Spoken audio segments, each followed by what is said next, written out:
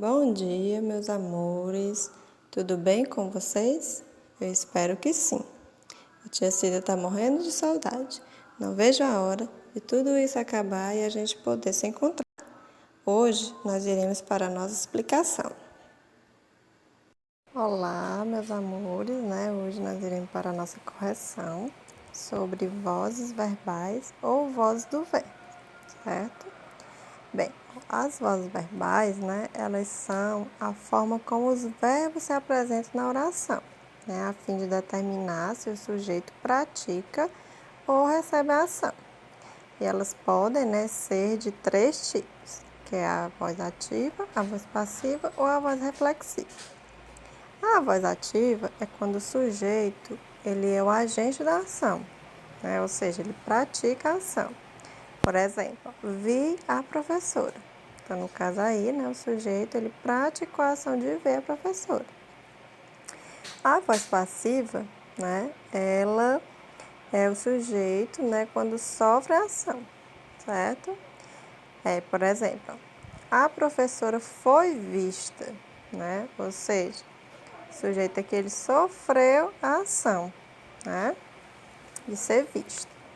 Voz reflexiva é quando o sujeito tanto pratica a ação quanto ele sofre. Por exemplo, vi-me ao espelho, né? Ou seja, teve a ação, ele tanto praticou a ação de ver, como ele também sofreu a ação de ser visto, né, pelo espelho. A voz ativa, né, ó, na voz ativa o sujeito ele é agente, ou seja, ele pratica a ação, né, como eu já falei. Aí tem aqui alguns exemplos, ó, outros exemplos, além do que eu já falei, ó. Tem Bia tomou café da manhã logo cedo, aspiramos a casa toda, já fiz o trabalho, certo?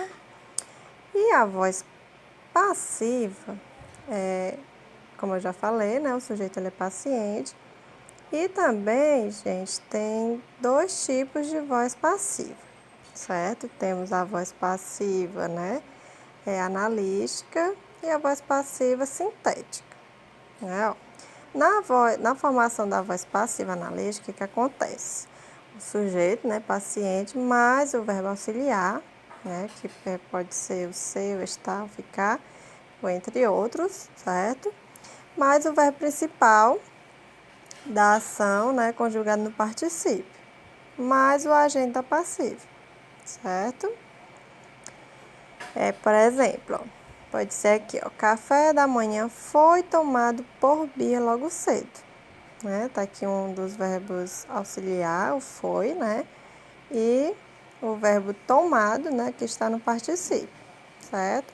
Já a formação, né, da voz passiva sintética, o que acontece? O verbo ele é conjugado na terceira pessoa do singular ou do plural, mais o pronome apassivador se, certo? E mais o sujeito, ou seja, tia, como é que eu vou saber a diferença? Então, a diferença é essa.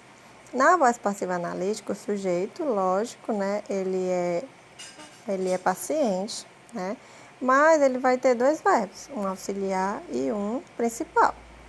O auxiliar, né, vai ser um desses verbos, né, o ser, o estar, o ficar, entre outros. E o verbo principal vai estar no particípio.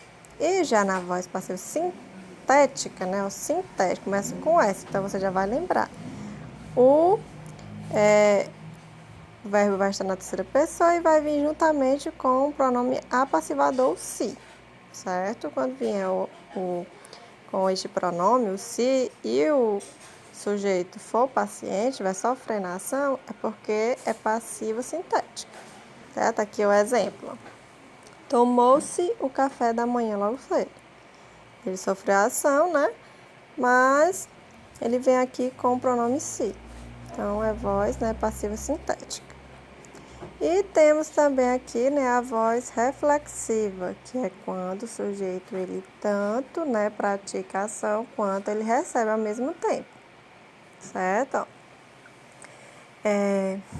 Por exemplo, aqui, ó, a velhinha sempre se penteia antes de sair.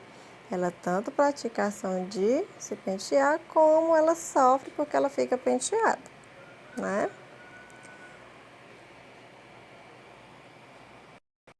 Então, aqui temos vários exemplos, certo? Né, de voz reflexiva.